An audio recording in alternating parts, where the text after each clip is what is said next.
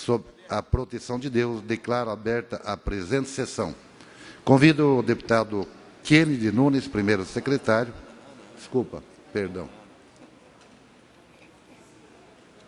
Convido a deputada Ana Paula Lima para proceder às leituras ou à leitura das atas da última sessão. Muito obrigada, senhor presidente. Muito boa tarde, colegas parlamentares.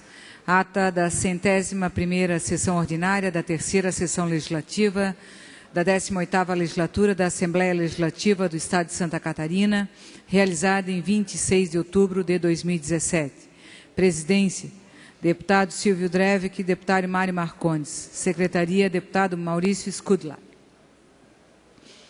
Às 9 horas do dia 26 de outubro do ano 2017, nessa cidade de Florianópolis, capital do Estado de Santa Catarina, reuniu-se a Assembleia Legislativa em sessão ordinária. Havendo quórum regimental, o senhor presidente declarou abertos os trabalhos e convidou o senhor deputado Mário Marcondes, segundo vice-presidente, para proceder à leitura das atas das sessões anteriores, que, na sequência, foram aprovadas com a seguinte restrição: inclua-se o nome do senhor deputado Mário Marcondes na 100ª ata da sessão ordinária no horário dos partidos políticos, posto que o mesmo fez uso da palavra no horário destinado ao PSDB. Expediente. O senhor presidente solicitou que se procedesse à distribuição. Breves comunicações. Ocuparam a tribuna os senhores deputados Neudi Sareta, Altair Silva e Maurício Skudla.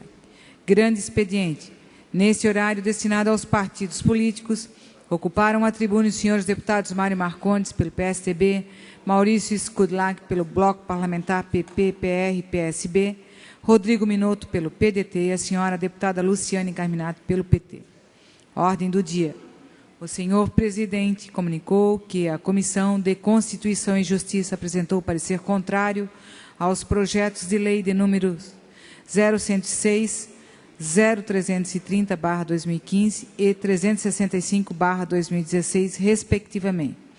Foram aprovadas as redações finais exaradas aos projetos de lei de números 0111, 0239, 0298, 0313, 0326, 0355, 0367 e 407/2017.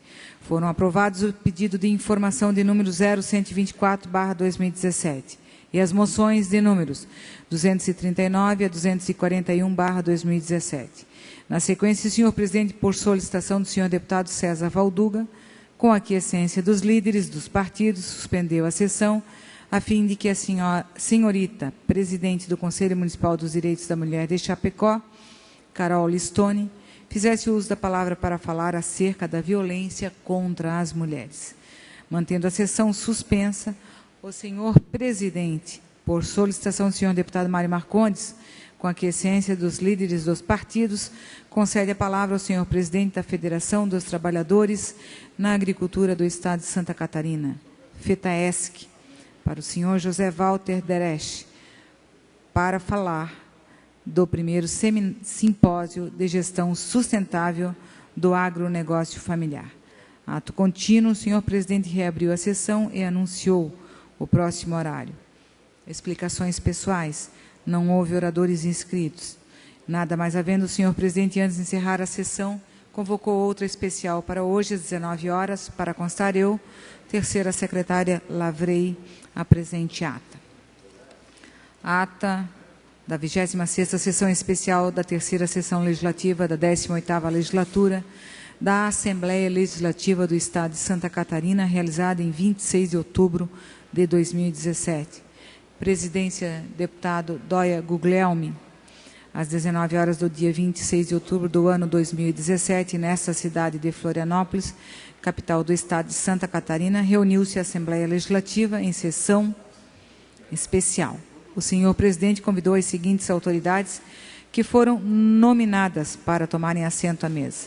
Senhor presidente da Associação Catarinense de Engenheiros Florestais, engenheiro André Leandro Reiter, senhor presidente do Sindicato da Federação Nacional dos Engenheiros do Estado do Acre, engenheiro Sebastião Fonseca, senhor engenheiro Gilberto Ferretti, neste ato representando o senhor presidente da Sociedade Brasileira de Engenheiros Florestais, Glauber Pinheiro, e o senhor engenheiro Reginaldo Bicudo Rocha Filho, neste ato representando o senhor presidente em exercício da Federação Brasileira de Associações de Engenheiros, Arquitetos e Agrônomos, Edemar de Souza Morim.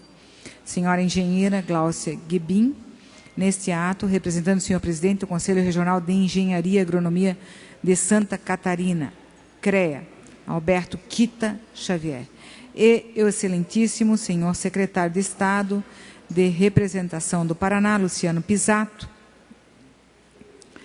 Ato contínuo, o senhor presidente deu conhecimento ao plenário que a sessão foi convocada por solicitação e aprovada pelos demais parlamentares em homenagem à Associação Catarinense de Engenheiros Florestais, pela passagem dos seus 40 anos de fundação.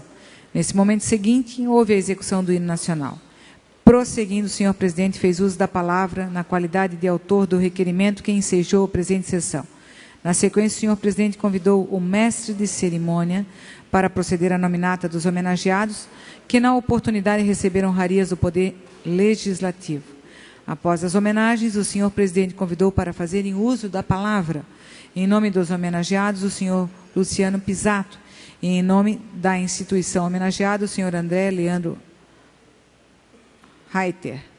Finalizando, o senhor presidente agradeceu a todos pela presença e, antes de encerrar a sessão, anunciou a execução do hino de Santa Catarina. Nada mais havendo, o senhor presidente convocou outra sessão solene para segunda-feira, às 19 horas, no município de Capinzal. Para constar, eu, terceira secretária, lavrei a presente ata.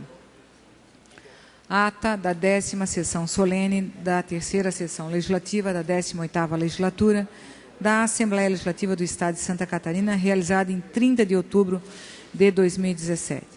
Presidência, deputado César Valduga e deputado Romildo Titon. Às 19 horas do dia 30 de outubro do ano 2017, na cidade de Capinzal, reuniu-se a Assembleia Legislativa em sessão solene. O senhor presidente declarou aberta a sessão e convidou as excelentíssimas autoridades nominadas para tomarem assento à mesa. O excelentíssimo senhor prefeito municipal de Capinzal, Nilvo Dorini, excelentíssima senhora vice-prefeita municipal de Capinzal, Noêmia Maria Pisamiglio, excelentíssimo senhor vice-presidente da Câmara Municipal de Capinzal, vereador Alcide Afonso Coronetti. Neste ato, representando o excelentíssimo senhor presidente da Câmara, vereador Gilmar Júnior da Silveira. Excelentíssimos senhores deputados estaduais Altair Silva e Romildo Titon. Senhor secretário executivo de Desenvolvimento Regional de Joaçaba, Rafael Lasque. Neste ato, representando o excelentíssimo senhor governador do estado de Santa Catarina, João Raimundo Colombo. E magnífico reitor da Universidade do Oeste de Santa Catarina, campus Joaçaba, UNOESC, Aristides Simadon. Constituída a mesa, o senhor presidente deu conhecimento ao plenário de que a sessão foi convocada por sua solicitação e aprovada por unanimidade pelos demais parlamentares em comemoração dos 70 anos do Hospital Nossa Senhora das Dores. Ato contínuo, houve a interpretação do hino nacional e, na sequência, a apresentação do vídeo institucional. Após saudar as autoridades, o senhor presidente convidou para fazerem uso da palavra os senhores deputados Altair Silva e Romildo Titon. Em seguida, o senhor presidente passou os trabalhos ao senhor deputado Romildo Titon e, posteriormente, fez uso da palavra, na qualidade de autor do requerimento que ensejou a presente sessão. Em seguida, o senhor deputado César Valduga retoma a presidência e convidou o mestre de cerimônia para proceder à nominata dos homenageados, que na oportunidade receberam honrarias do Poder Legislativo. Na continuidade, o senhor presidente convidou para tecerem seus pronunciamentos, em nome dos homenageados, o membro do grupo Amigos do Hospital Nossa Senhora das Dores, senhor Wilson Luiz Farias, e em nome da instituição homenageada, a reverenda irmã Maria Adelaide Frigo. Ainda teceram seus discursos os senhores Aristides Simadon e Nilvo Dourini. Finalizando, o senhor presidente agradeceu a presença das autoridades com assento à mesa e a todos que honraram com seu comparecimento e convocou outra sessão ordinária para o dia seguinte no horário regimental. Antes de encerrar a sessão, anunciou a execução do hino de Santa Catarina. Para constar, eu, terceira secretária, lavrei a presente ata. Senhor presidente, eram estas as atas para o dia de hoje. Obrigado, deputada Ana Paula Lima. Em discussão, as atas que acabam de ser lidas. Não havendo quem queira discutir, em votação. Quem estiver de acordo, permaneça como está. Aprovadas. Solicito à assessoria que proceda à distribuição do expediente. Breves comunicações. Inscrito para falar, o eminente deputado Ismael dos Santos, por até 10 minutos. Na sequência, há controvérsias. Senhor presidente, senhores deputados, senhora deputada, colegas celesquianos, digo colega porque boa parte da minha família está ligada à Celesc, meu sogro de saudosa memória, tenho 3 cunhados que são ainda funcionários da Celesc, temos um carinho todo especial por essa empresa, esperamos que hoje tenhamos uma notícia derradeira e positiva para esta celeuma que há alguns meses já tramita nessa casa. Senhor presidente, senhores deputados, hoje é um dia histórico. Dia 31 de outubro de 2017, deputado Kendi, quando Martinho Lutero, há exato 500 anos, afixou na abadia de Wittenberg as suas famosas 95 teses. Eu, com muito carinho, deputado Skudilac, como Vossa Excelência costuma fazer aqui de vez em quando, com algumas bandeiras, ganhei essa bandeira dos meus amigos luteranos de Blumenau, e permita-me aqui, senhor presidente, estendê-la aqui na tribuna para marcar esta data simbólica. Por que é importante refletirmos sobre essa data? Historicamente, a reforma teve um papel decisivo na redefinição da mentalidade do homem moderno ocidental. Eu já pedi licença ao padre Pedro para estender a bandeira e ele concordou. Nós sabemos, senhor presidente, de que o palco da história teve várias rupturas e uma delas foi há 500 anos com Martinho Lutero. Não só sob a égide de nações que nasceram, eu falo aqui da Suécia, da Suíça, da Holanda, da Bélgica, posteriormente os Estados Unidos, o Canadá, nações que surgiram sob a égide da reforma protestante. E para falar mais pertinho de nós aqui, deputada Ana Paula, a nossa cidade de Blumenau, que teve na pessoa do Dr. Blumenau, protestante, ele que trouxe consigo 19 luteranos e fundaram em 1850 a colônia de Blumenau. Por tudo isso, nós entendemos da importância dessa data de hoje, 500 anos, inclusive é feriado na Alemanha hoje, 30% da população alemã ainda se diz protestante. Mas eu gostaria de destacar aqui alguns aspectos relevantes que a reforma protestante trouxe para o mundo ocidental em especial. Primeiro, no campo teológico, Martinho Lutero hasteou de uma forma muito firme, forte, a bandeira extraída do livro aos Hebreus, de que o justo viveria pela fé. E essa foi a sua proposta teológica, e ele costumava, inclusive, fazer um debate muito forte entre obras e fé, mas ele dizia com muito carinho: nem todo homem que pratica boas obras é um homem de fé, mas todo homem de fé pratica boas obras. Então, ele teve uma grande ingerência no campo teológico. No campo cultural, poderíamos falar do Renascimento, da música, da arte, com Bach e tantos outros, a imprensa de Gutenberg, que começou a imprimir livros e principalmente Bíblias, e aí entra o campo educacional, a revolução que Lutero fez no seu tempo, em que todas as missas eram em latim, e ele decide que as missas, não é, padre, deveriam ser na língua da cultura do povo local, e aí começam as primeiras Bíblias a circular em língua alemã naquela época, na língua popular corrente do seu país, e teve um grande avanço cultural do ponto de vista educacional. Não só com isso, mas também foi através da reforma que surgiram as primeiras classes mistas, onde meninos e meninas poderiam estar juntos estudando. Até então o estudo era exclusivo dos meninos, e a partir da reforma Lutero traz esta novidade no campo educacional. Poderíamos falar também do campo econômico, principalmente com o grande mentor da reforma protestante, anos mais tarde, que foi o economista Max Weber, com o seu famoso livro, a sua famosa obra, A Ética Protestante e o Espírito do Capitalismo, onde faz uma relação entre religião e sociologia, e também destacando a ênfase da política como vocação. Por tudo isso, senhores deputados, nós queremos enaltecer essa data, 31 de outubro, quando há 500 anos Lutero abre esse leque com tantos conteúdos, com tantas consequências, e que marcou profundamente a consciência teológica, histórica, política e cultural do Ocidente. Por isso, viva os 500 anos da Reforma, com sua ênfase na fé e nas Escrituras. É o nosso registro essa tarde, senhor presidente. Muito obrigado.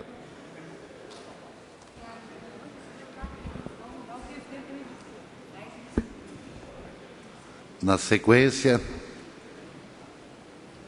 pela ordem, é o deputado Dirceu Dresch, mas como a deputada Ana Paula Lima, entre aspas, é a palavra dela, vamos confiar na palavra dela, então, a deputada Ana Paula Lima, por até 10 minutos. Acho que nunca faltei com a palavra, senhor presidente, e assim seja sempre. Essa casa é uma casa de negociação. Gostaria muito de agradecer ao deputado Dirceu Dresch, que entendeu a urgência da troca de horários, até porque temos uma atividade muito grande na tarde de hoje, a qual agradeço imensamente essa compreensão, e já fica registro nos nossos anais, deputado Dirceu Dresch, o senhor tem um crédito comigo.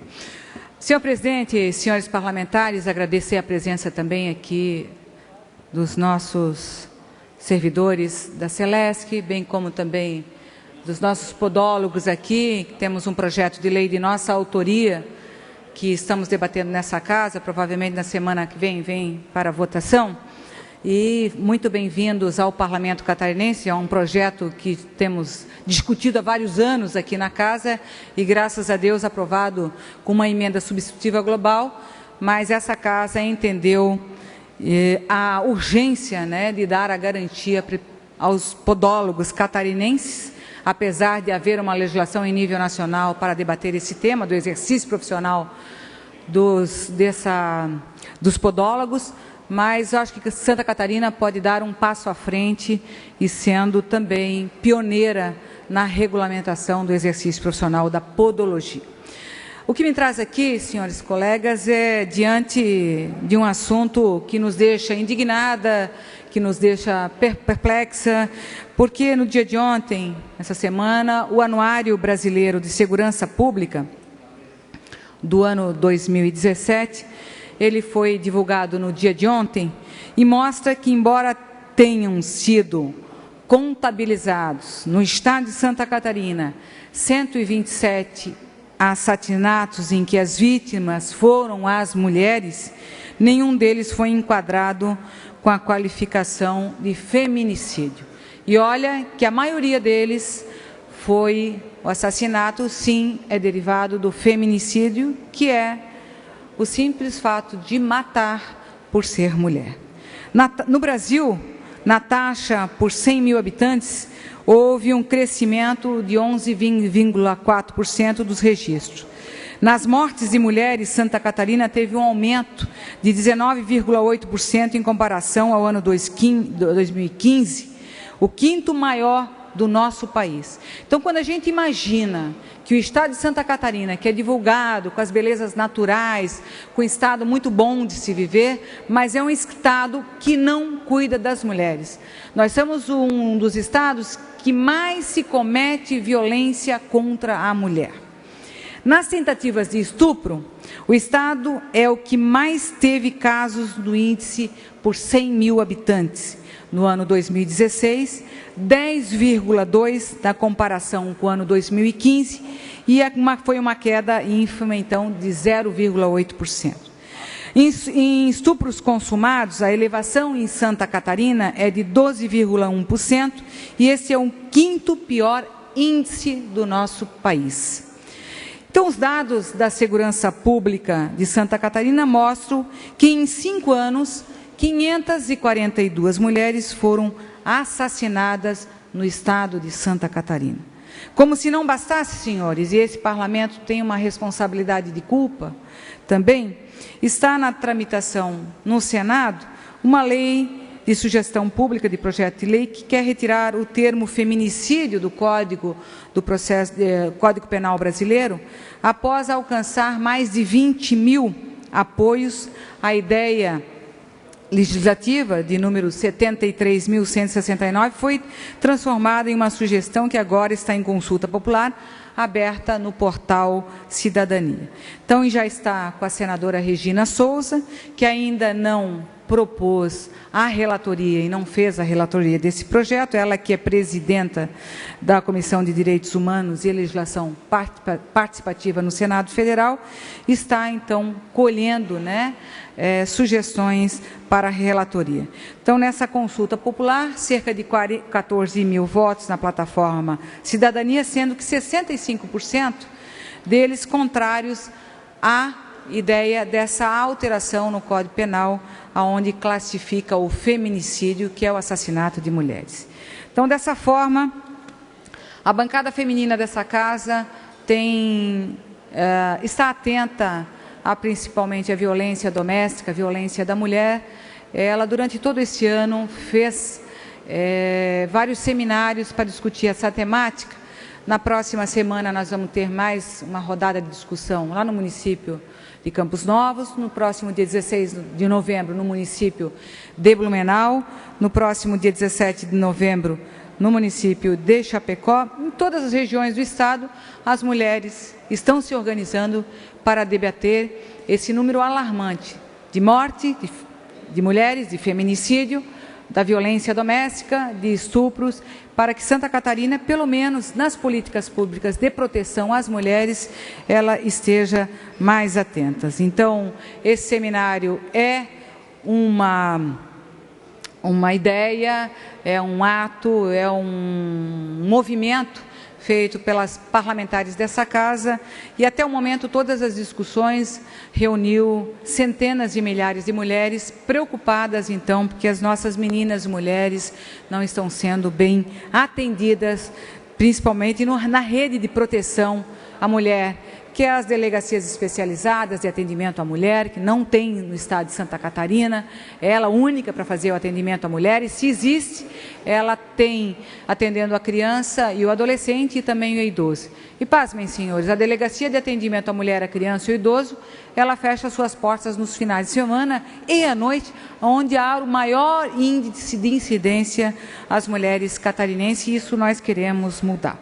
Outro tema que vem à tribuna nesse tempo que me resta, é para falar da excelente audiência pública feita pela Comissão de Saúde e de Legislação Participativa, com a proposição do deputado César Valduga e também nossa, que realizamos no dia de hoje, onde, diante de um processo do Conselho Federal de Medicina, iria inibir os procedimentos, as práticas, o atendimento na área da saúde da nossa população, inviabilizando os serviços de enfermagem, o atendimento à nossa população dos serviços de enfermagem.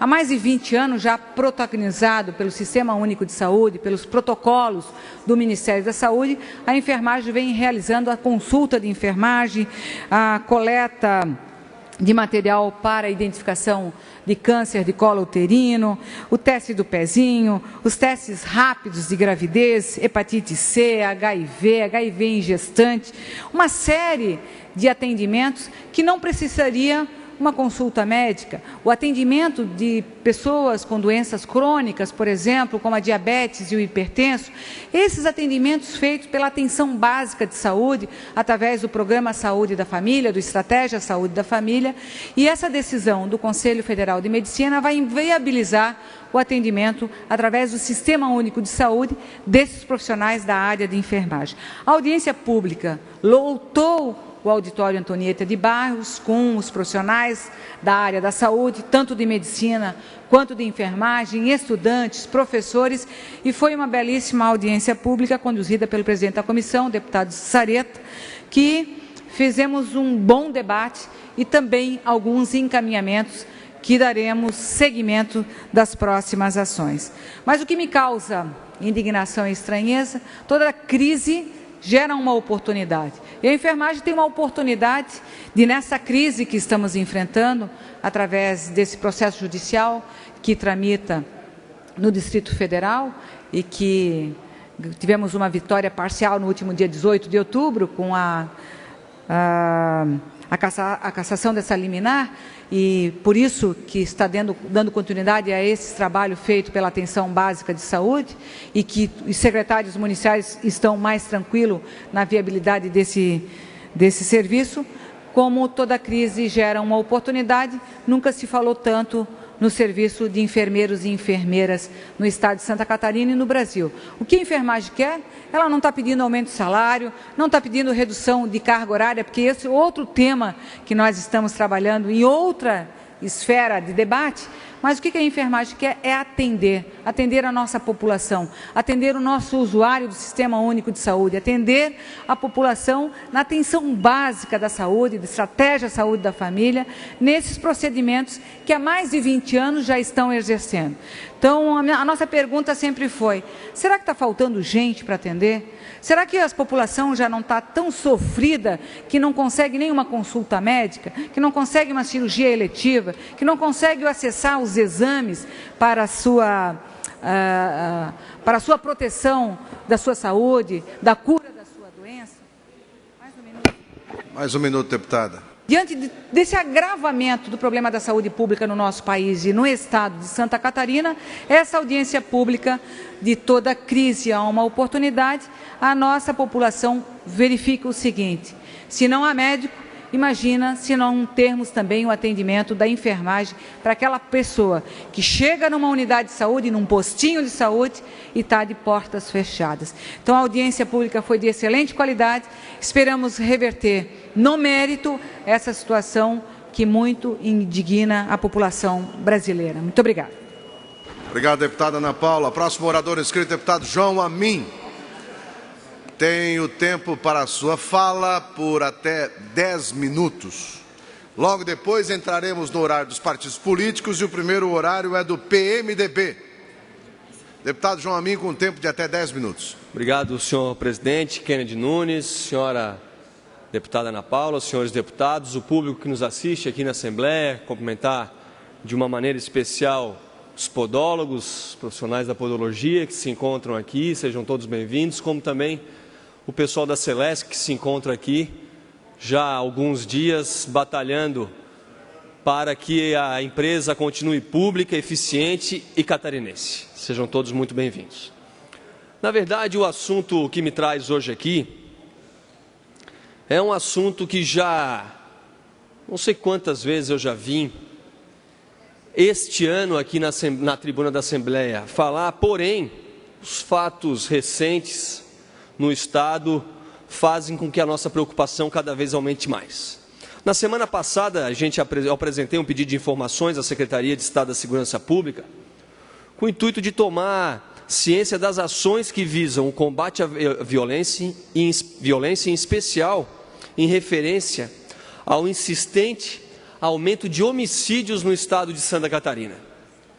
As 3 maiores cidades puxam um recorde negativo de mortes violentas no estado.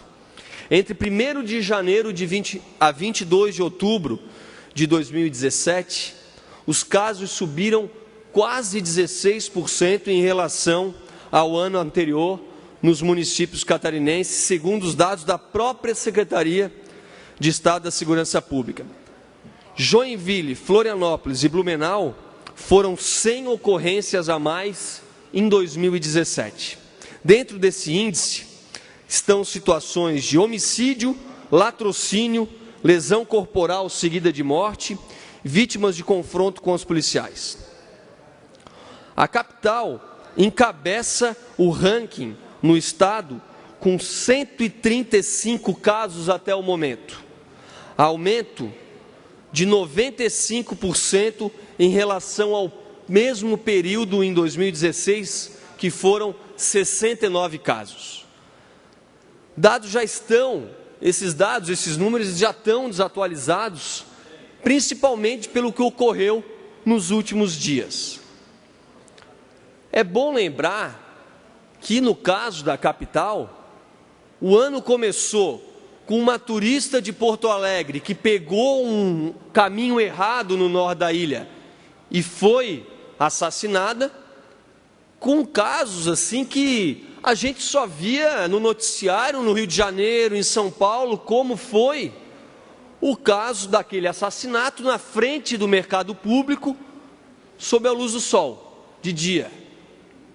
Joinville, que ano a ano contabiliza sucessivos aumentos de homicídios, no final de semana chegou a 115 mortes, 18,5% de aumento em relação ao ano anterior. No Vale do Itajaí, Blumenau registra o maior número de mortes na cidade em mais de 20 anos. Conhecida pelos baixos índices, a cidade passou a figurar, neste ano, entre as que mais aumentaram os números de homicídios. Na semana passada, atingiu 39 assassinatos, 69,5% a mais do que o mesmo período de 2016, quando foram registradas 23 ocorrências. O Anuário Brasileiro de Segurança Pública 2017, divulgado ontem pelo Fórum Brasileiro de Segurança Pública, atesta que taxa de mortes violentas intencionais a cada 100 mil habitantes subiu quase 5% em Santa Catarina entre 2015 e 2016, já que esse anuário só contabiliza ano finalizado, fechado. Ou seja, 5% superior à média nacional, que é 3,8%. Ainda conforme o anuário, os homicídios dolosos também subiram, 827 em 2015, 894 em 2016, e as ocorrências de lesão corporal seguida de morte também aumentaram. Passaram de 15 em 2015 para 20 em 2016.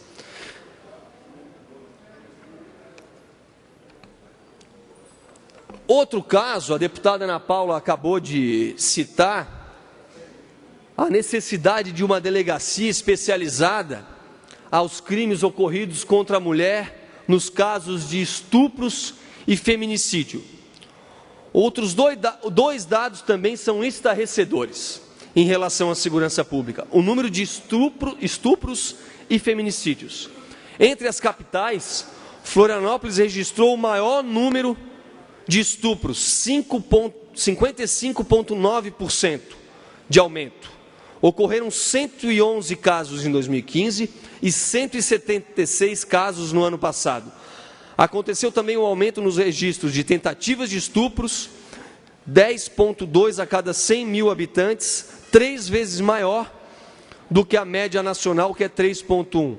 Foram 698 em 2015 e 702 no ano passado. Já os feminicídios, que consiste no assassinato de mulheres em contextos discriminatórios, têm chamado a atenção pelos números alarmantes.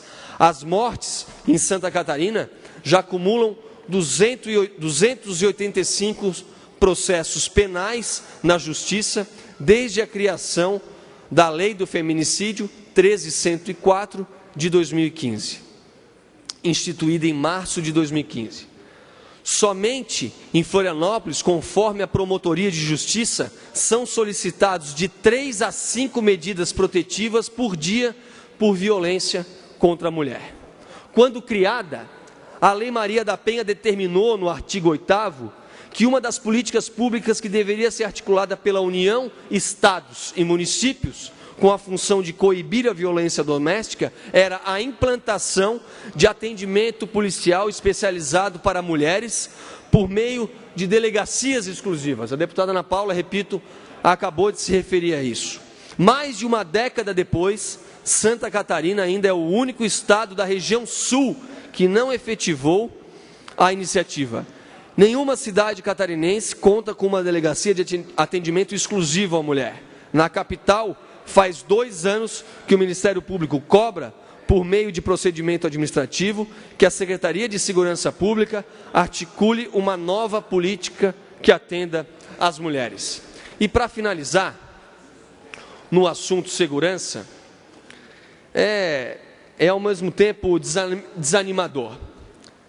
Desde 2013, quando eu ainda era vice-prefeito da cidade de Florianópolis, por mais de uma vez, a gente vem pedindo para que a Secretaria de Estado da Segurança Pública coloque uma câmera, uma simples câmera de monitoramento no estacionamento da Praia da Joaquina, um dos maiores centrais turísticas, destinos turísticos da capital catarinense. E a semana passada, o jornalista Rafael Martini citou casos que vêm acontecendo com frequência naquele local, e eu destaco 2 aqui do último mês. Às 9 horas da noite, uma tentativa, um roubo à mão armada, um assalto à mão armada de um cidadão às 9 horas da noite no estacionamento, onde teve uma arma colocada na sua cabeça e o seu carro furtado às 9 horas da noite. E na semana passada, um frequentador chegou às 6h30, 7 horas da manhã, estava se arrumando para ir surfar, teve também uma arma colocada contra si e saiu correndo que nem um maluco para a praia, onde mais uma vez teve, somente no último mês, esses 2 casos na Praia da Joaquina. É um alerta que a gente faz, torcendo para que o pior não aconteça, que a segurança pública esteja frequente. Florianópolis tem dados alarmantes, assim como Joinville, como Blumenau, e não é um problema para um futuro, é um problema que tem que ser atacado de imediato. Não adianta um equipamento novo, uma estrutura administrativa nova, se não tiver gente na rua, prevenção, e que se ataque esse problema o mais rápido possível, porque casos que estão acontecendo eram normais pela televisão no Rio de Janeiro, em São Paulo, em grandes centros, mas infelizmente Santa Catarina vem sofrendo muito. O ano 2017 é um ano muito problemático na questão da segurança pública. Muito obrigado. Obrigado, deputado João Amin. Antes da gente passar por horário dos partidos políticos, só lembrando e reforçando dessa preocupação do deputado João Amin, hoje lendo uma matéria, no Brasil morrem 171 pessoas por dia vítima da violência. 171 pessoas por dia, isso é absurdo. Já entrando para o horário dos partidos, o primeiro partido é o PMDB. Com a palavra, o nobre... Deputado Valdir Cobalcini fará uso do tempo do partido do PMDB por até 15 minutos. Senhor presidente, deputado Kennedy Nunes, senhora deputada Dirce, deputado Maurício, ambos componentes da mesa, deputados presentes à sessão e que nos ouvem dos seus gabinetes, quero cumprimentar aqueles que nos visitam aqui na galeria da casa, que vêm legitimamente defender os seus interesses relativos aos projetos que aqui tramitam. Me refiro pelas faixas, os servidores da Celesc, aqui estão, e também, vejo aqui, Podologia e Saúde, e creio se referir a um projeto ou que regulamenta o dia do podólogo, enfim, projeto que interessa a todo o segmento. Mas eu faço referência e vou dividir o meu espaço, presidente, com o deputado Coruja, que ocupa essa tribuna quase todos os dias, e hoje eu estou ocupando parte do seu discurso, deputado Coruja. Mas me refiro ao projeto de lei 412.6 de 2017, em que permite o financiamento junto ao BID pela Celesc de 1,2 bilhão de reais para investimentos importantíssimos no nosso estado de Santa Catarina. Talvez alguns, deputado Mota, podem até não entender por que nós estamos votando de novo. Já votamos em primeiro turno, em segundo turno, a redação final, mas eu prefiro acreditar de que não tenha sido uma coisa deliberada, em que a emenda do Executivo no primeiro projeto, incluindo um artigo 4º, tratando da garantia, especialmente da contra-garantia do Estado, a esse financiamento ele não foi lido, não foi votado, e por conta disso o Executivo encaminhou um novo projeto de lei, e aí nós estamos no limite do prazo, já que o BID impõe essas condições ao governo para que se insira no processo a lei autorizativa da Assembleia, sem o que não há assinatura de contrato. Razão pela qual nos últimos dias nós temos debatido, deputado Dirceu, no âmbito da Comissão de Justiça, e hoje pela manhã, fruto de um acordo feito na semana passada, além da Secretaria de Justiça, também a Comissão, aliás, a Comissão de Justiça, também a Comissão de Finanças e a Comissão de Economia, de forma conjunta, essas duas últimas comissões também deliberaram, todas elas, no sentido de que o projeto venha aqui a plenário nesta tarde. Essa é a certeza que nós temos, fruto do acordo que foi feito de todos os deputados que compõem essas três comissões. Mas eu quero ouvir o deputado Mota, com muita alegria, com muito prazer, o seu à parte. Eu quero cumprimentar o eminente deputado Valdir Cavalcini. Levanta um tema muito importante.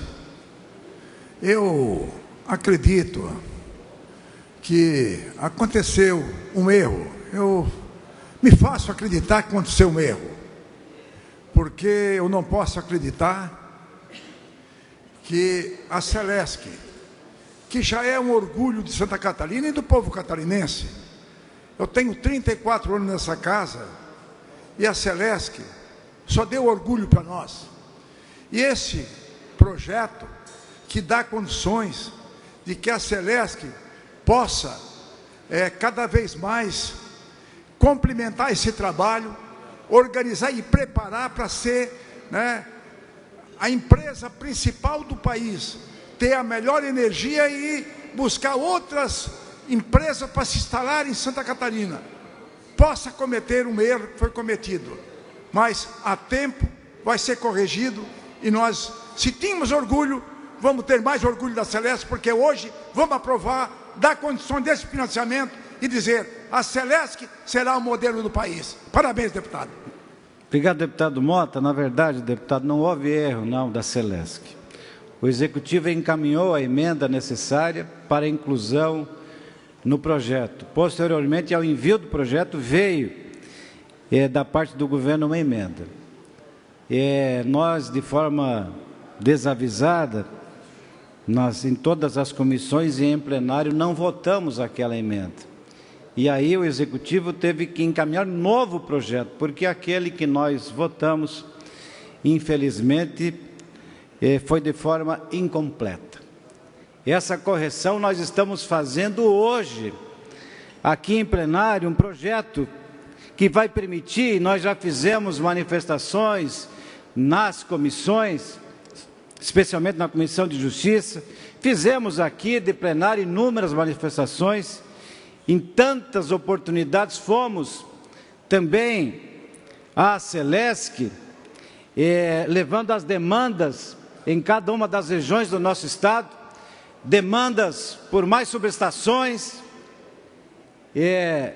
demandas por novas linhas de transmissão, demandas por substituição de redes monofásicas por redes trifásicas, que vão beneficiar 70 mil agricultores, demandas que todos os dias nos são apresentadas, ou lá na base ou aqui em audiências que nós temos participado na presidência da Celesc, distribuição, geração, na diretoria, enfim, cumprindo o nosso papel. E energia é infraestrutura que, uma vez conjugadas com outras infraestruturas, rodoviária, os portos, os aeroportos, telefonia, saneamento básico, mas eu penso que energia elétrica, deputado Maurício Scudlark, se faltar energia, você vive na escuridão. Você não tem desenvolvimento, não há como uma empresa se instalar, não há como expandir, se faltar energia. Deputado Maurício, por gentileza. Queria pedir escusas até a Vossa Excelência, que é um horário nobre, é horário do partido, é horário do PMDB, e eu pretendia falar mais tarde. Mas, como Vossa Excelência está falando esse tema tão importante, eu confesso que eu não entendo tanta polêmica por causa desse projeto. É um projeto aparentemente simples, um projeto que todos os catarinenses querem, um projeto que está conseguindo empréstimo para investimento a juros baixíssimos, e aí nós temos projeto Fundan com juro de 14% ao ano, e é feito sem muita discussão.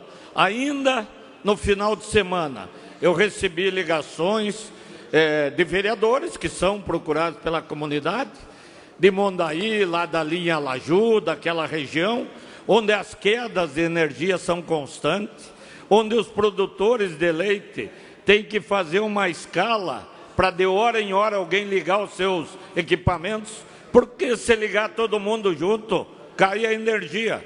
Lá na região de Anchieta, Campo Herê, o problema é o mesmo.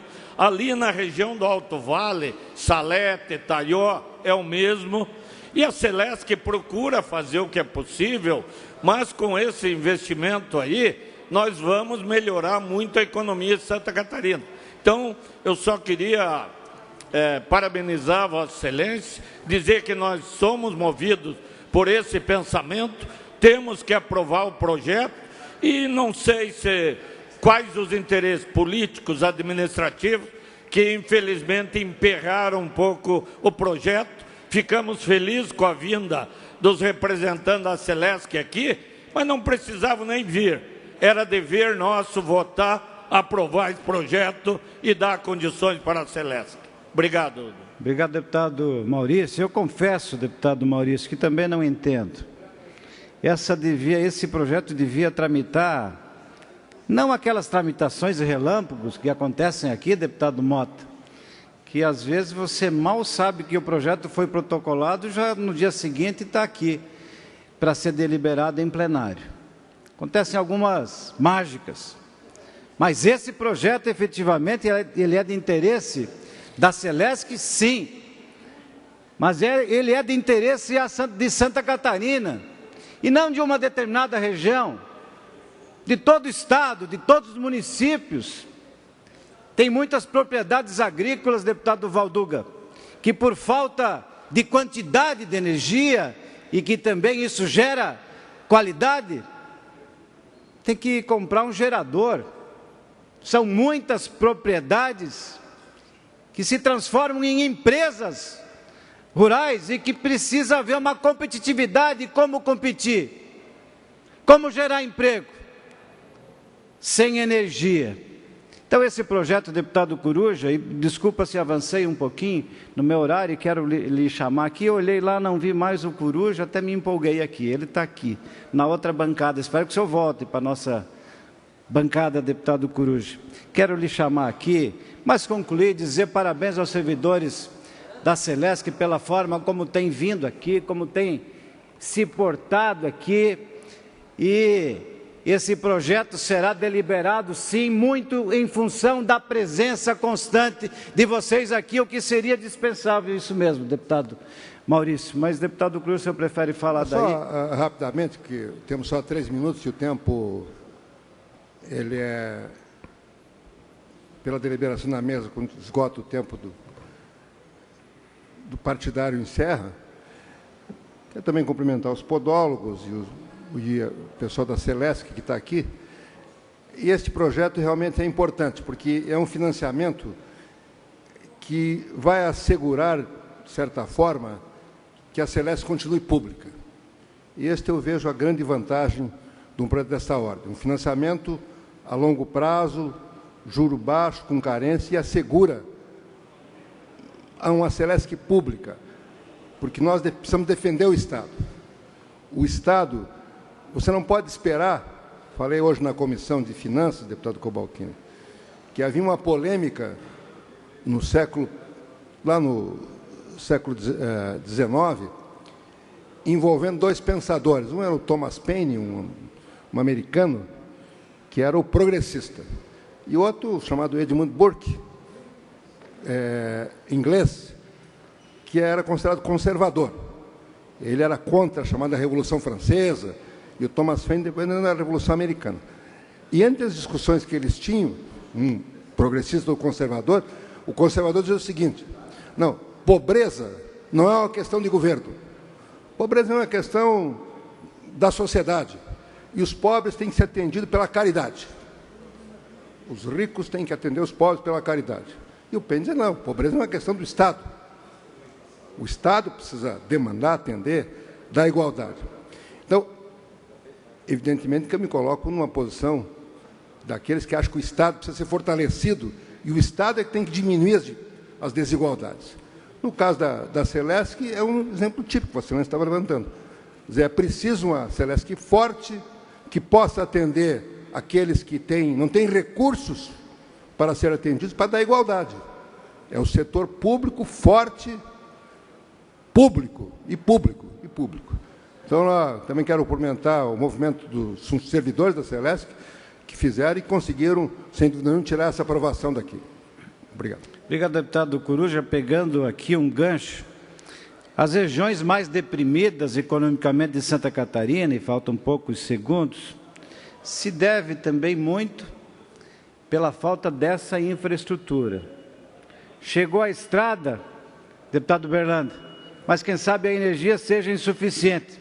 Com isso, nós vamos poder desenvolver todo o Estado de forma harmônica. Por isso, conclamo aqui não apenas à bancada, mas aos deputados, o voto sim à aprovação desse projeto de lei que vai revolucionar, que vai trazer muito desenvolvimento ao Estado de Santa Catarina. Muito obrigado.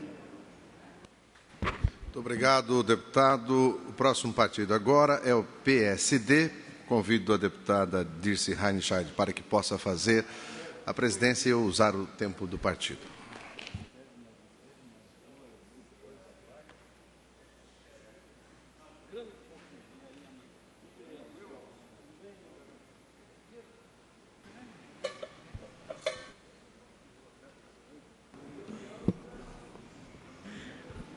Então, com a palavra, o deputado Kennedy, por 10 minutos.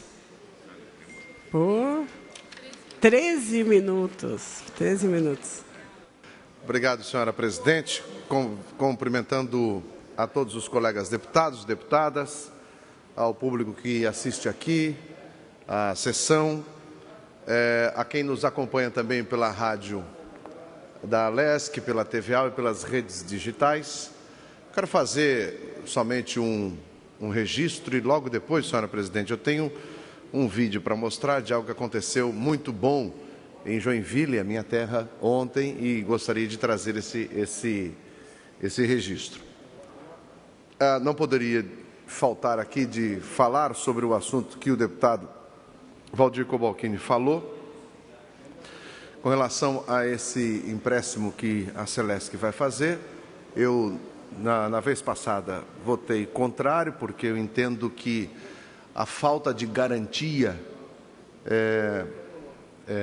como já disse aqui nessa questão de empréstimo, e não concordo quando o poder público é 100% avalista de um financiamento em que 80% da empresa é privada.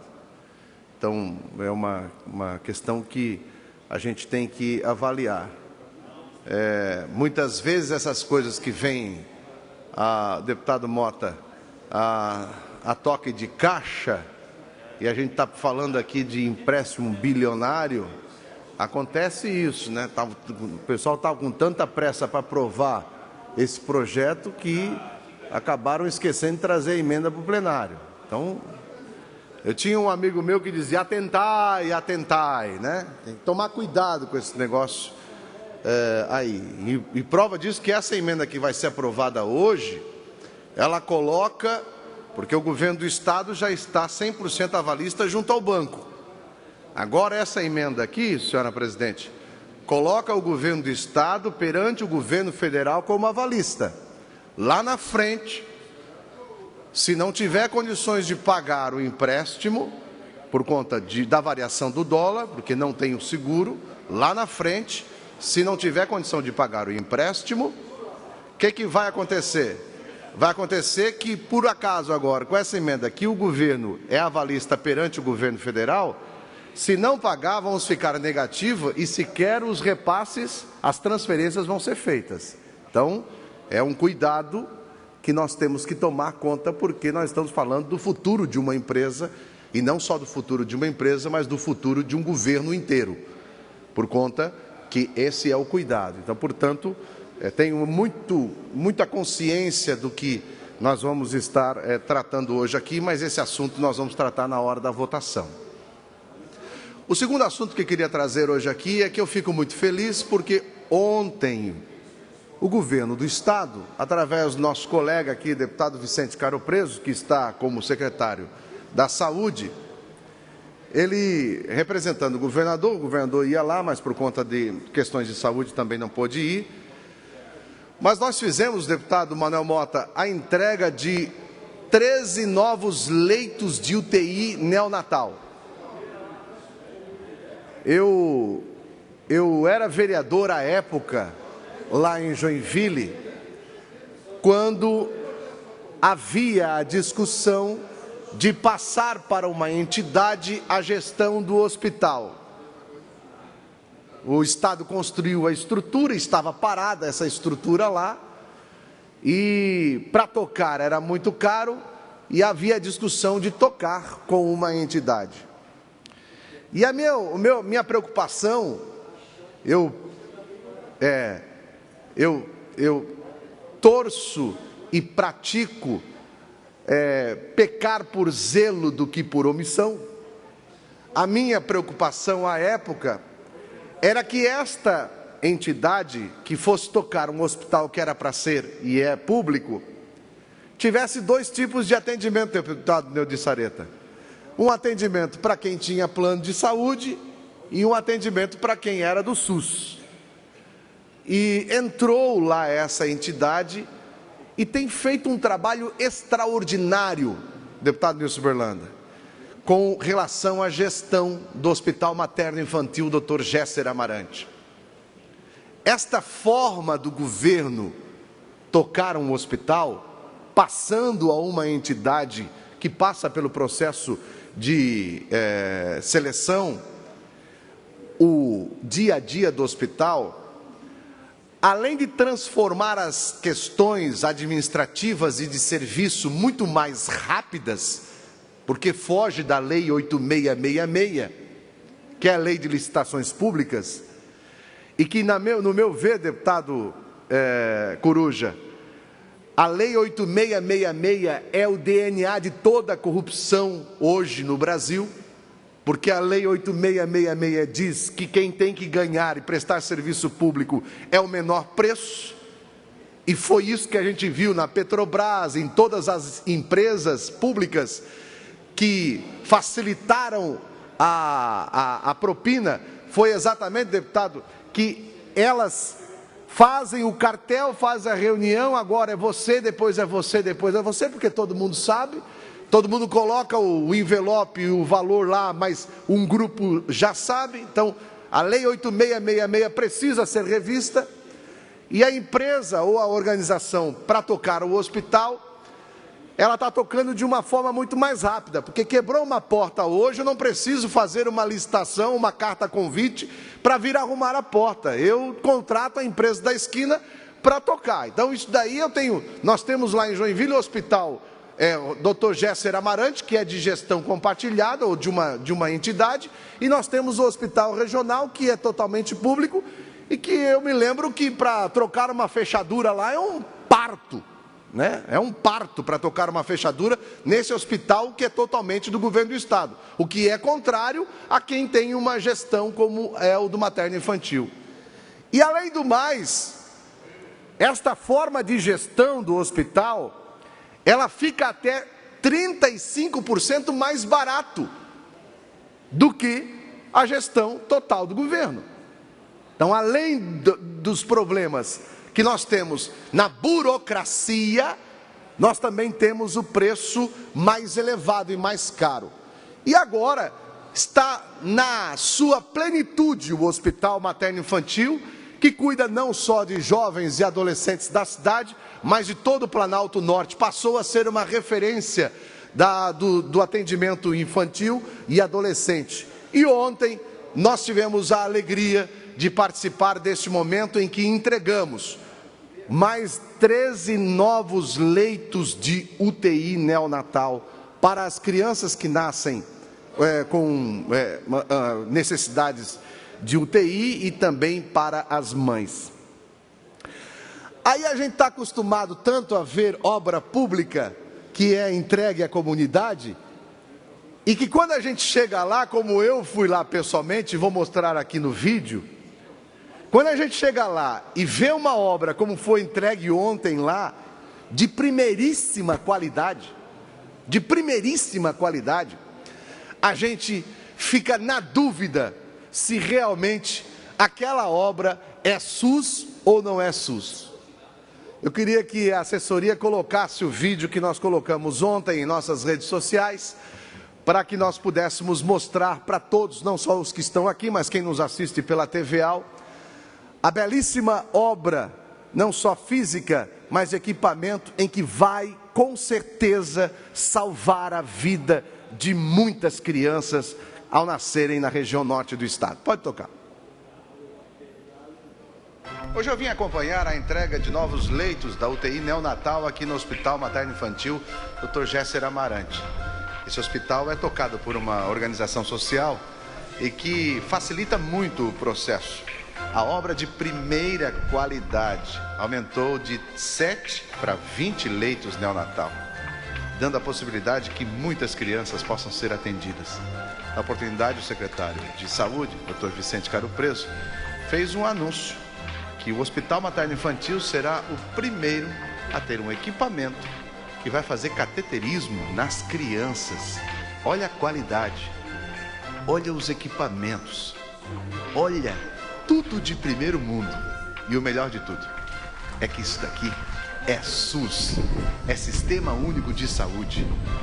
A diferença é que é tocado por uma organização social. Isso é SUS. Isso mostra que o SUS dá certo. Isso mostra que o SUS pode dar certo, sim. E para abrilhantar mais ainda esse momento, o secretário Vicente Caro Preso deu a informação, deputado Nilson, que o Hospital Materno Infantil de Joinville será o primeiro no sul do Brasil, deputado João Amin, o hospital público a ter um equipamento para fazer cateterismo em crianças e adolescentes. Imagina isso funcionando e salvando vidas. Por isso, eu quero aqui mais uma vez parabenizar a equipe da Secretaria de Saúde, do nosso colega aqui, deputado Vicente Caro Preso, parabenizar a todos que participaram desse evento e parabenizar a direção do Hospital Materno Infantil, que tem provado que é possível fazer saúde pública, um dos setores mais prejudicados e com mais necessidades desse país. É possível fazer saúde pública, sim, de qualidade, com equipamento e com gente querendo fazer. E eu fiz questão de mostrar isso no vídeo. A diferença é que lá é gestão de uma organização social. Talvez, deputado, nós não teríamos isso, deputado Cobalcini, se fosse num hospital totalmente de gestão pública. Por quê? Porque entraria todas essas parafernálias da burocracia e que atrapalham a execução do trabalho. Mais uma vez, eu tenho absoluta certeza que esse é o caminho e, mais uma vez, parabenizar o governo e fazer parte desse momento tão especial quando nós estamos entregando esses leitos para a região norte do estado. Muito obrigado, senhora presidente. Obrigado, deputado Kennedy. Dando sequência ainda no horário dos partidos políticos, nós chamamos o deputado Sareta, que vai falar em nome do PT por 7 minutos.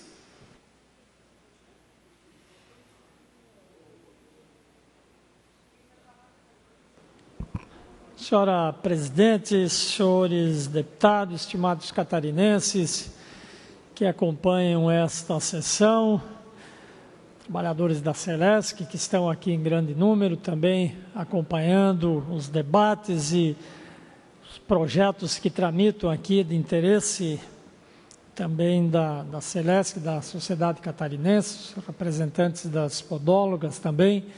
Queria cumprimentar a todos, senhor presidente, e dizer de que destaco na tribuna hoje a importância do trabalho desenvolvido pelos agentes e fiscais da SIDASC para manter Santa Catarina nesse destaque na saúde animal.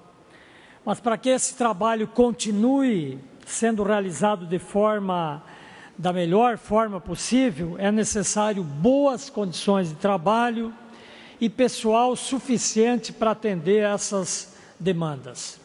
Eu digo isso porque apresentei, inclusive, nesta casa, um pedido para que a companhia, a SIDASC, possa convocar os aprovados do último concurso público ao cargo de auxiliar operacional e médico veterinário.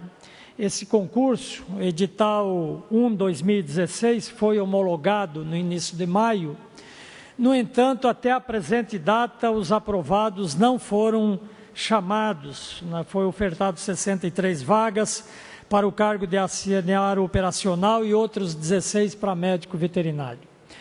Ocorre, senhor presidente, na última quinta-feira, inclusive, estive na região do Meio-Oeste, parei, inclusive, num posto da SIDASC, e lá falei com a pessoa que estava lá, e perguntei, quantas pessoas estão atendendo aqui? Diz ele, só eu. E quando você sai para almoçar, porque afinal de contas você tem que almoçar, ou jantar, só eu saindo daqui, aqui não fica ninguém. E obviamente quando ele vai para descansar, que também tem o seu prazo de descanso, não fica ninguém. Não dá para um posto de vigilância sanitária em Santa Catarina ser atendido por uma única pessoa 24 horas por dia, 7 dias por semana. E mais, queria pedir à assessoria que coloque uma foto que recebi também. Eu falei de posto que tem um funcionário, mas tem fotos que estão mostrando, está passando agora na tela, de postos em que, se a gente olhar pelas fotos, essa aí, por exemplo, pode parar aí, deixa muito claro que ali não tem nenhum funcionário. Ou seja, este é um posto que não tem funcionários.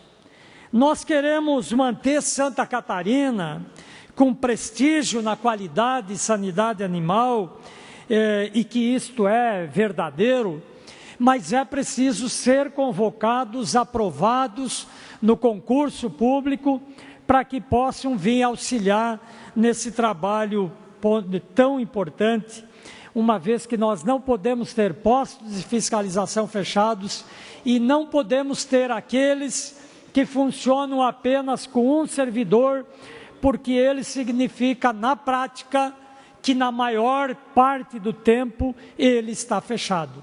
Porque se você levar em conta 8 horas de um servidor, as outras, o saldo das 24 horas significa que 16 horas não tem ninguém naquele posto, e se tiver a folga, como tem que ter e é obrigatório por lei e é necessário, no dia de folga do servidor, seja domingo, sábado, qual seja o dia, também não tem ninguém lá nesse posto. Então, eu quero destacar esse importante trabalho na sanidade animal feita em Santa Catarina, trabalho importante da SIDASC, o esforço dos funcionários da SIDASC, tenho certeza, mas é preciso que esse esforço seja também coroado com mais pessoas que sejam chamados, aprovados no concurso público, para que possam, de fato, garantir a sanidade e a segurança e a vigilância nesse sentido. Por isso, o nosso apelo para que o Estado, para que a cidade, que o Estado, o Comitê Gestor do Estado possa analisar a situação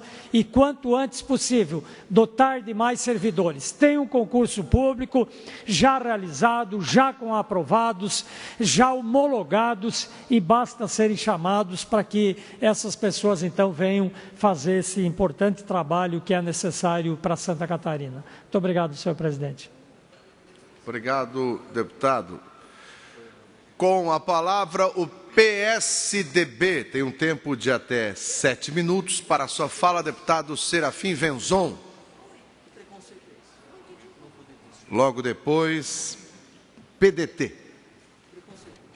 Senhor presidente, senhores deputados, senhoras deputadas, eu quero me referir aos 500 anos da coragem de um homem, de um padre, que em 1517 teve a coragem, ele representando naturalmente a indignação de muita gente, de padres, de religiosos, de líderes políticos à época, que questionavam uma forma como, digamos, como a igreja se relacionava com as diversas instituições, com as diversas igrejas, todas católicas, digamos, no mundo inteiro.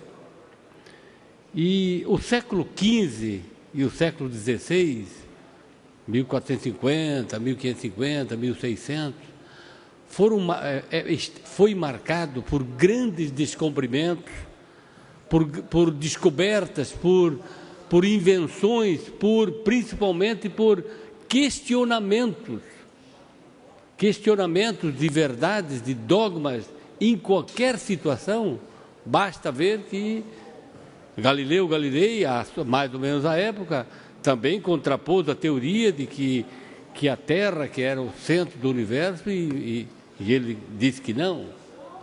Mas, digamos, essa foi a época em que se marcou o questionamento de alguns princípios, algumas formas, e principalmente dentro da igreja.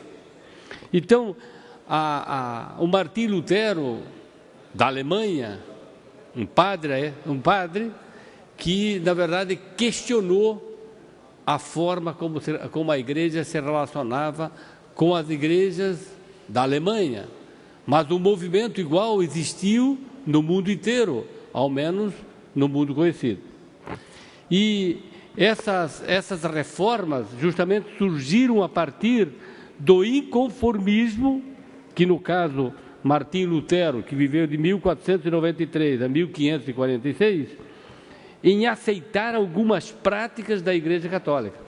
Lutero atacava duramente a venda de indulgências, ou seja, a obtenção de perdão praticado por um determinado pecado em troca de dinheiro. Se comprava a indulgência. E, normalmente, com essa venda, se construía templos, igrejas, certamente inúmeras igrejas espalhadas pelo mundo inteiro, inclusive em Roma, foram construídas dessa maneira, com esse recurso. No dia 31 de outubro de 1517, Lutero pregou na porta de uma igreja em Wittenberg, na Alemanha, um manifesto com 95 teses em que atacava não só a venda de indulgências, como também outros procedimentos da Igreja Católica, como a negociação de cargos eclesiásticos. À época, o Papa Leão X exigiu uma retratação do padre Martim Lutero, ameaçando condená-lo por heresia. Mas Lutero não voltou atrás, rompeu com a Igreja Católica, dando início à chamada Reforma Protestante, movimento que se espalhou pela Europa inteira, impulsionado pela maior flexibilidade religiosa que oferecia. Os inimigos dos reformistas passaram a se referir a seus seguidores como luteranos na Alemanha. Esses, por sua vez, preferiam ser chamados de evangélicos, termo hoje muito usado para se referir aos fiéis das igrejas protestantes, a outras igrejas que não católicas. A liberdade pregada por Lutero acabaria abrindo espaço para o surgimento de várias correntes religiosas. O protestantismo tem uma pedra fundamental, a autonomia, a ideia que só Deus salva, a subjetividade do indivíduo e a possibilidade de assumir e viver as diferenças vai gerar uma variedade de igrejas que foram criadas a partir, então, da iniciativa de Lutero. Assim, os luteranos, que justamente consistiam na ruptura com a Igreja Católica da Alemanha. Os presbiterianos, inspirados pelo teólogo francês João Calvino, que viveu de 1509 a 1564. Depois, os anglicanos, o rei inglês Henrique VIII, no caso que presidiu, que foi no ano de 1491 a 1547, o tempo que ele viveu, e nesse período, depois de 1517, que criou justamente os anglicanos. Os batistas, a Igreja Batista, o movimento anabatista já existia quando Lutero começou a questionar a Igreja Católica. Mas, como outras correntes protestantes, o movimento só ganhou uma expressão maior após justamente essa reforma apresentada por Lutero. Os metodistas, que surgiram na Inglaterra no século XVIII, já bem mais tarde, os pentecostais, que começaram a aparecer no início do século XX, e atualmente os neopentecostais. Então, de certa maneira, hoje nós completamos os 500 anos desse questionamento, de uma postura, de um questionamento que já era feito antes, há muito tempo antes.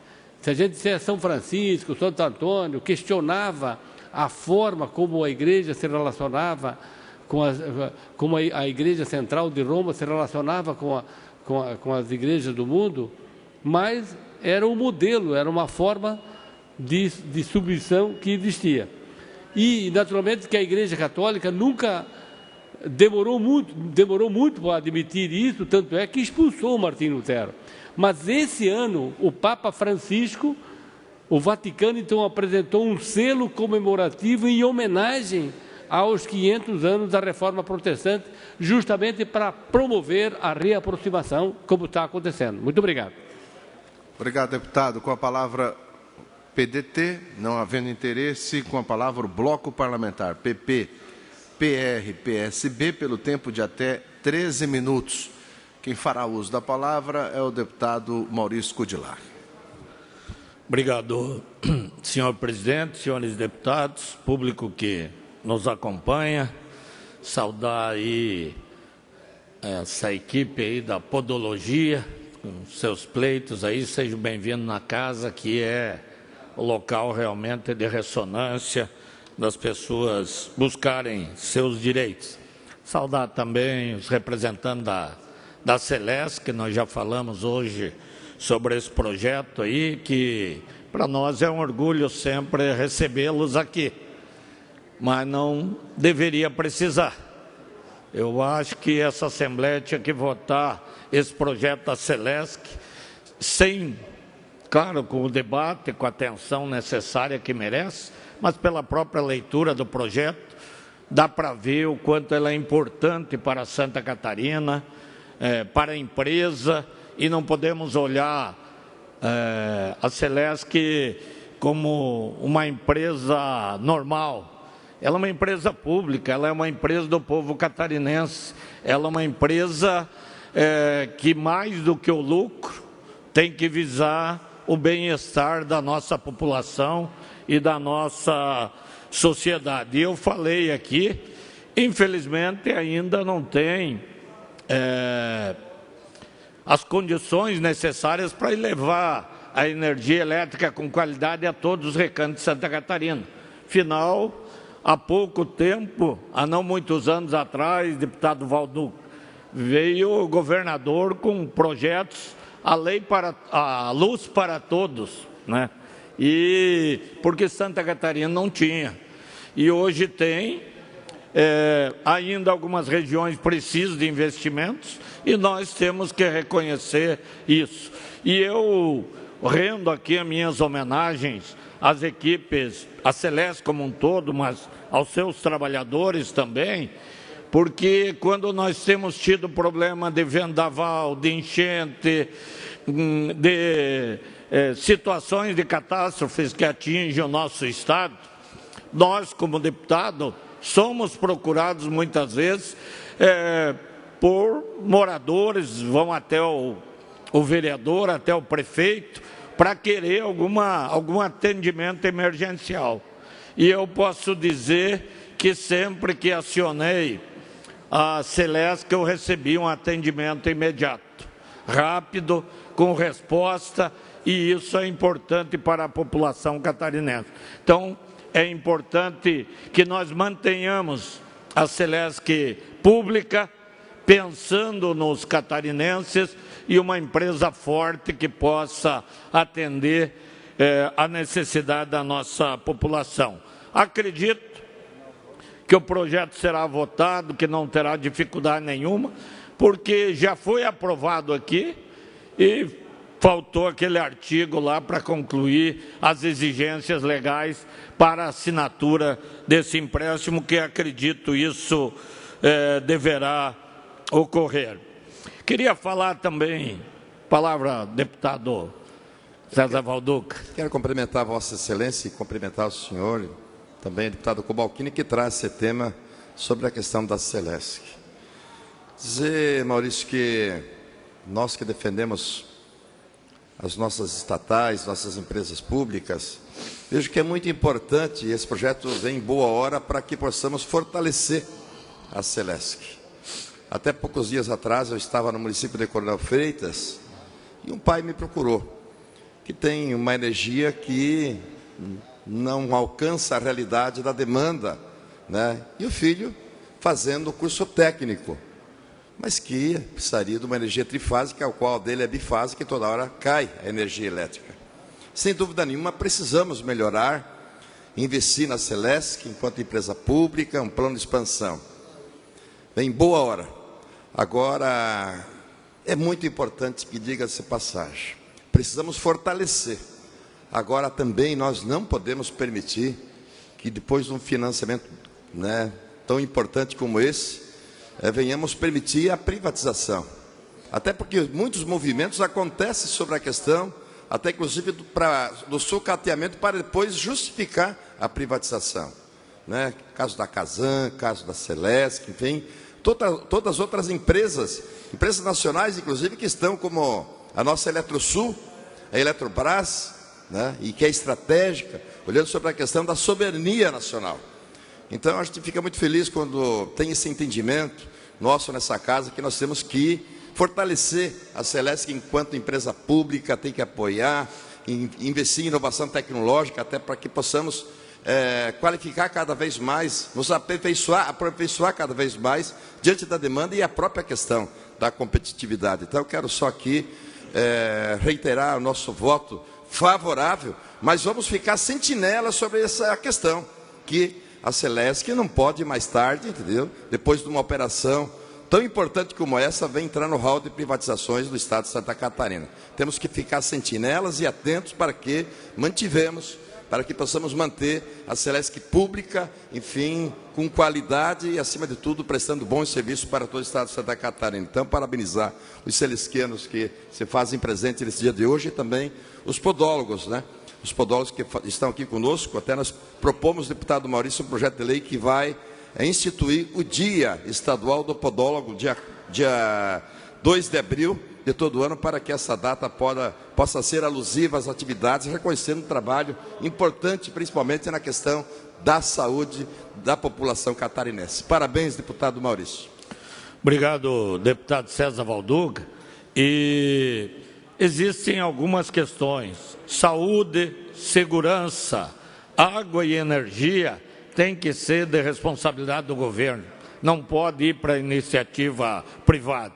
Eu tinha quase encerrado o tema a respeito, mas nós não podemos abrir mão disso, porque a Celesc, como empresa pública, claro, com a necessária atenção, mas vai tratar de forma igualitária, ou aquela empresa que recolhe milhões em energia elétrica em pagamento, como aquele cidadão lá do extremo oeste que paga a taxa mínima. Os dois merecem o mesmo respeito. E uma empresa particular, uma empresa privada, vai visar o lucro e não vai visar o benefício social. Então, nós temos que a Celesc tem que ser mantida pública e olhar o cidadão como prioridade. Olhar o bem-estar social como prioridade, muito mais do que o lucro. Saúde, segurança, energia elétrica, saneamento, água, não precisa dar lucro, precisa funcionar e atender a demanda do cidadão. Esse é o lucro, o bem-estar da população, esse é o lucro. Não dá para medir em reais, mas tem sim que ser medido como responsabilidade social e pelo resultado que traz para a população. Então, o nosso posicionamento também é da defesa dessas empresas como públicas. Outro assunto aqui, falando do desenvolvimento de Santa Catarina, nós temos o município de Itajaí, hoje como uma das cidades com maior desenvolvimento, principalmente graças à sua posição geográfica, ao porto de Itajaí, ao porto de Navegantes, tem aquela regata internacional que também tem uma parada em Itajaí. Hoje foi construído ali uma estrutura náutica invejável a nível de país, a nível de outros países, e nessas idas e vindas, Itajaí, ela tem, hoje aprovado pela Assembleia Legislativa, a capital da construção naval de Santa Catarina. Mas Itajaí é muito mais do que a construção naval de Santa Catarina, que tem em Itajaí, que tem em Navegantes, que tem em outros municípios. E vendo até a manifestação do nosso colega de parlamento, deputado Leonel Pavan, que hoje é o secretário do Turismo e do Esporte, nós propusemos uma alteração na lei para reconhecer Itajaí como a capital náutica de Santa Catarina. Itajaí, uma cidade que eu tenho um apreço muito grande. Cheguei ali em 1977, deputado Sareta, para fazer faculdade de Direito na então FEPEV, depois hoje a nossa Universidade do Vale de Santa Catarina. Trabalhei ali, trabalhei no Bradesco, morei muitos anos em Itajaí, e onde eu tenho a convivência. Hoje moro em Balneário Camboriú durante a semana, na fronteira com Itajaí. Eu digo durante a semana porque fim de semana nós atendemos a nossa base lá no extremo oeste catarinense, a nossa São Miguel do Oeste e toda a região. Mas então, pelo carinho, pela preocupação, pela sugestão, pela ideia, pela visão que a gente já tem de Itajaí, fizemos a proposição dessa lei para denominar, então, Itajaí a capital náutica de Santa Catarina. E todos os catarinenses têm que visitar Itajaí, conhecer a área portuária que precisa ser ampliada, que cresce muito, a Avenida Beira Rio, ali que também mostra as belezas, um local atraente, um local agradável do município de Itajaí. E também outro projeto de lei que protocolamos nessa casa com relação à mudança da lei ambiental, do Código Estadual do Meio Ambiente, já que nós recebemos reivindicações de vários municípios que se permite a extração para a usina de britagem, atividades afins, em áreas rurais. E a nossa lei estadual não permite no perímetro urbano. E nós temos muitos municípios com material para fazer britagem, pavimentação de ruas, manutenção de ruas, estradas municipais em áreas urbanas. E atendendo a esse pedido, sempre com a fiscalização do meio ambiente, com acompanhamento, com a proteção, essa lei, então, vem atender a demanda de muitos municípios de Santa Catarina. E a minha homenagem final, deputado Natalino Lázaro, eu fiz questão de usar o símbolo do Outubro Rosa, hoje é 31 de outubro, durante todo o mês de outubro, já que nós temos uma preocupação muito grande com a vida humana e a proteção das mulheres do câncer de mama. Então, hoje termina Outubro Rosa, mas que a esperança continue.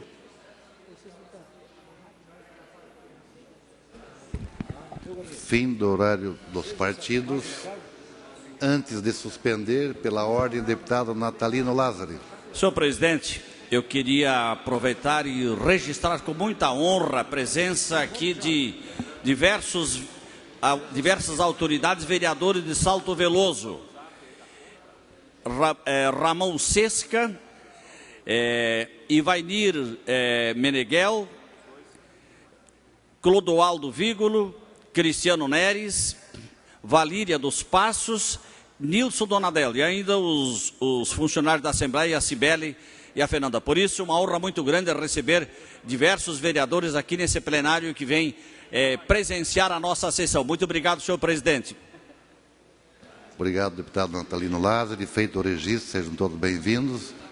Ainda pela ordem, deputado Maurício Scurdilac.